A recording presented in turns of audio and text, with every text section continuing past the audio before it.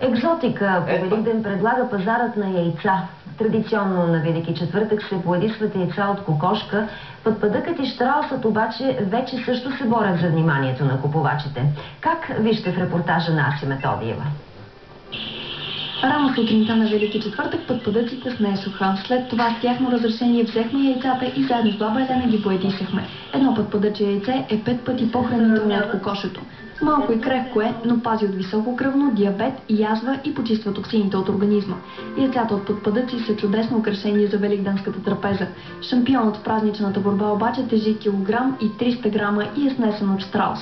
Едно яйце според мен е достатъчно да нахрани 7-8 човека предоволно. Семейството Щрауси, Ая и Гоша ни предложиха да посрещнем празника с едно от техните яйца, което замества 25 кокоши. Цената му е 45 лева. Ако искате да си сварите яйце от щраус за Великден, то трябва да го варите 20 минути след като заври водата. А боядисването е истинско предизвикателство. Много пакетчета ще ви трябват, поне 6-7 пакетчета, за да стане наситена и добре обсетено яйцето.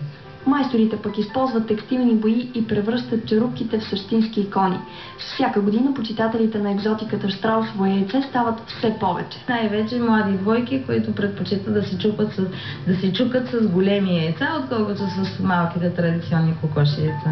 Още една причина гигантските яйца да са на трапезата ни за Великден. Според някои вярвания, черупката на щраусовото яйце е символ на пари и сексуална мощ.